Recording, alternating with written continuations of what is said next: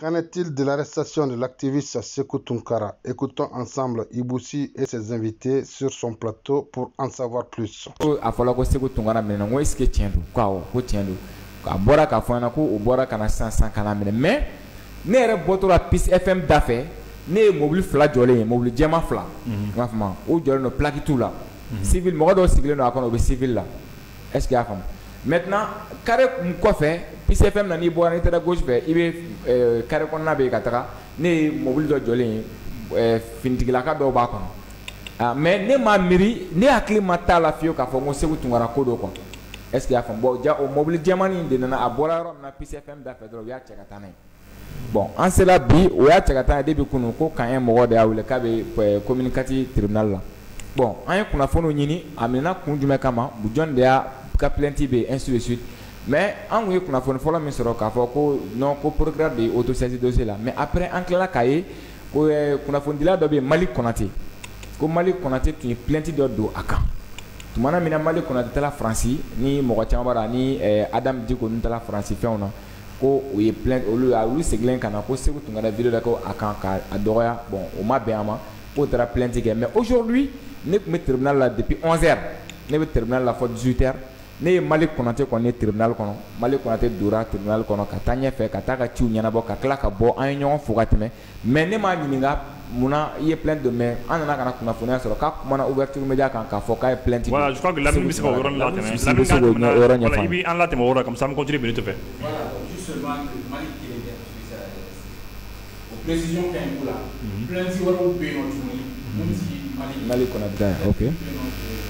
ni ye mun sɔrɔ o ye fɛn fɛn plainte 9 fo 11 ɲɔgɔn o ye mɔgɔ min taara damakasi kɛ mais mɔgɔ min bɔra k'a ta annoncer k'a fɔ o kɛra Mali Konate a b'a dɔn mun ye français sommet France Afrique ni jeunes taara a la mais cette fois-ci a siɲɛ fɛ jamana ɲɛmɔgɔw ma taa Mali Konate kun welelen don a kɛnɛ kan en tant que kunnafonidila a taara o de tɔgɔya la donc depuis yen nɔ Sékou Tounkara ye vidéo dɔw kɛ ko k'a fɔ ale Malik ma ko a taalen don Macron sen nɛmuni de la a yɛrɛ ka fɔcogo la k'a bɛ Faransi ka baara de la kun ye ko ka Mali de ci u ye réseau dɔ de kɔnɔna la fasoden jugu ni fɛn ninnu donc ko k'ale photo bɛɛ affiché k'a jira k'a fɔ ko ni cɛ min filɛ nin ye ko o de ye Mali Konate ye pour que mɔgɔ minnu bɛ yen nɔ ni u t'a dɔn u ka se k'a dɔn mɔgɔ min don donc Mali ko depuis o don d'abord a ye nkalon min da ale la k'o kɛra ko ye ko min bɛ yen nɔ ni o ye ale tɔɔrɔ mun ye k'a fɔ ko n bɛ nin kɛ i bɛ nin kɛ ko ale ni Faransi mɔgɔ si tɛ jɛ la ale bɛ baara min kɛ a ye kunnafonidila de n'i y'ale wele kɛnɛ min kan a bɛ taa a b'i ka baara kɛ joli bi aw bɛnna wari min na i b'o di ale ma ko nka o bɛɛ lajɛlen kɔfɛ ko Sékou ka nin ko in nana kɛ sababu ye ko diɲɛ don o don mɔgɔw de b'ale fa nɛni u b'ale ba nɛni k'ale fa bɛ yɔrɔ min na an hakili la Mali kɛra a fa fatura a bɛ kaburu don na san ni waati na an bɛ dugawu kɛ Ala ka hinɛ ni silamɛ su bɛɛ lajɛlen donc k'ale fa bɛ nin don bɛɛ ale ba bɛ so kɔnɔ k'ale to réseau kan don o don o bɛ nɛni ko k'a sababu kɛ ko yalima ɲininkali bɛ k'a la ko yalima ko u tun bɛ nɛni a ko u tun bɛ nɛni mais Sékou ka fɛn kɔfɛ ko dɔw farala kan k'ale o fana kɔfɛ Sékou bɔra ka vidéo wɛrɛ kɛ o de y'a to i y'a ye tribunal la bi a taara kurakuraya mais plainte wɛrɛw bɛ yen nɔ précision de ta ye donc bi i ko bi a taara tribunal la ka taa plainte de la kurakuraya quoi parce que dɔ in kun kɛra sommet wagati ko de la mais sommet kɔfɛ tuguni k'a ye kuma wɛrɛw fɔ k'a jira k'u bɛ faso ci ni fɛnw na ale bɛ mun nɔfɛ o y'a ka danbe ye a n'a ka honneur ye en bref convocation fɛn fɛn bɛ yen nɔ n'u bɛ Sékou contre la a bɛɛ ye a ye nkalon d'an na a ye n buruja k'an lagosi diffamation et calomnie hali n'o y'a sɔrɔ dans un premier temps i ye yɔrɔ min fɔ an tun y'a miiri ko Sékou ye sɔrɔdasiw lagosili min kɛ k'o de don bɔ dans o cas la autosaisine de bɛ na tribunal yɛrɛ bɛ bɔ k'a yɛrɛ autosaisi ka baara min kan ka kɛ o baara ninnu bɛ kɛ o cogoya la mais nin na a bɛ se ka kɛ o bɛna bɔ a kɔnɔna la mais la base c'est les plaintes des tiers donc Mali kɔni y'a ta fɔ k'a bɔ a la ale bɛ ka hakɛ de ɲini bon a bɛ se ka kɛ kɔnɔna na bɛn bɛ k'a la nka o t'a jira ko sisan Sékou jarakilen don dɛ parce que n'i welela kiri la kiri ye sigiyɔrɔ 3 de kiri fan fɔlɔ ni mɔgɔ dɔ taara dama kasi k'a fɔ karisa ye nin kɛna wajibi don kiiritigɛlaw bɛ u ka agent enquêteurs bila u bɛ se ka kɛ policiers u bɛ se ka kɛ gendarmerie ye olu k'i wele k'i sɛgɛsɛgɛ ka i lamɛn o kumakan de bɛ ta ka taa di procureur ma o kɔfɛ i bɛ taa procureur fɛ i ye mun fɔ olu fɛ yen ani plainte donna ni kan min ye procureur b'o fila comparer n'a y'a ye a bɛ nominali kun bɔ a b'a fɔ k'aw ka taa procès la o ye deuxième phase ye parce que procureur b'a ka sɛgɛsɛgɛli kɛ n'ale tilala dɔrɔn ale bɛ dossier instruit ale bɛ dan yen nɔ donc kiiritigɛlaw n'o ye juge ye olu de bɛna procès kɛ donc jugement fana kɔfɛ troisième phase ye o ye ka verdict condamnation bɛna bɔ a la. D'accord. Voilà. D'accord. Mais pour le moment, plainte kɛra on peut pas dire réellement kiiri de bɛ se k'a fɔ Seku ye mun kɛ est-ce que mɔgɔ ninnu jo don. Mais donc ça tribunal yɛrɛ le y'a yɛrɛ autosaisir ani plainte donc a fila bɛɛ de bɛ yen k'a fila bɛɛ de bɛ yen quoi. Non ne bɛ autosaisir nin t'o kalama. I t'o kalama. Parce que n ye ɲininkali k'o la sira o sira fɛ ma autosaisir mais hali ni o y'a sɔrɔ mɔgɔ caman ka filɛ cogo la tribunal y'a yɛrɛ autosaisir ko wɛrɛw caman na mun ti nin ye. Mais la base c'est les plaintes. D'accord. Donc plainte ok Benito. Oui. Donc et pour le tribunal là toute la journée. Effectivement toute la journée ne tile bɛɛ kɛ yen nɔ ne yɛrɛ kɔni Mali kɔni bɔra tribunal kɔnɔ ne yɛrɛ Mali Konate an ye ɲɔgɔn fo bazinba dɔ b'a la a yɛrɛ tun parle no bi kosɛbɛ donc an tora yen nɔ jusqu'à 18h 19h maintenant an ye a fɔla ko Mali ko cɛ tɛna se ka na Seku Tunkara tɛna se ka na tribunal la bi ka na lamɛn k'a bɛ to camp 1 na toujours bon maintenant an ye weleli ni fɛnw kɛ an segila ka na camp 1 na ka na ɲɛɲini heure jumɛn o kɛla vers o kɛla 18h30 passé donc e taara tribunal à quelle heure voilà ne taara tribunal la 11h 11h30 11h faut 18h et quelques voilà 18h et quelques ne bɔra tribunal da fɛ 18h ka na biche la avec camp 1 kɔnɔ maintenant a kun fɔra delikɛla dɔw kun nana minnu nana ka na kuma ka sabali ni fɛnw ɲini ko ka Seku Tunkara di u ma u bɛ taa n'a ye so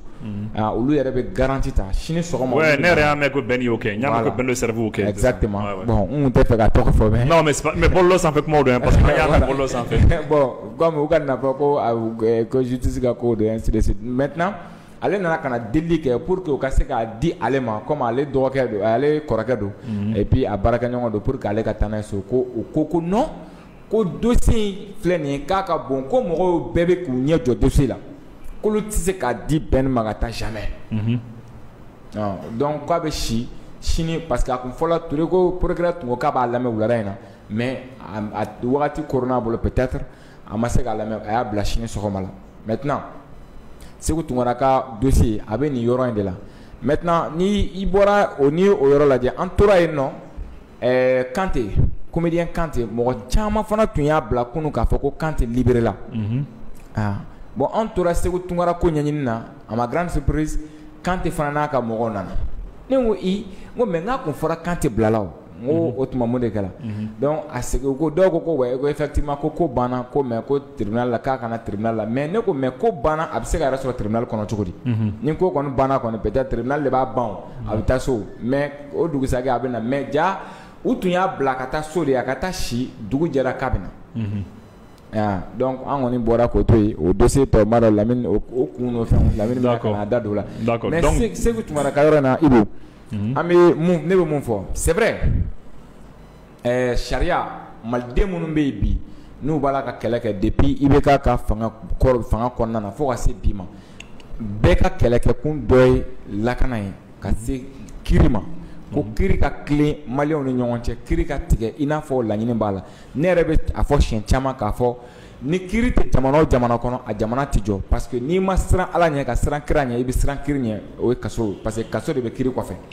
maintenant Seku Tunkara ni min kɛ mɔgɔ minnu ye plainte don Seku Tunkara kan est-ce que y'a faamu ne bɛ olu de deli u k'u ka plainte ninnu u k'a retirer c'est vrai Seku Tunkara jo t'a la dɛ dɔw bɛ k'a fɔ parce que polémique caman de bɛ dossier kɔfɛ caman bɛ k'a fɔ ko Seku Tunkara kun man ka minɛ ko parce que k'a bɛ ka transition défense ta ne ko non o tɛ dalu ye k'a fɔ k'a tɛ minɛ a man bon minɛli ma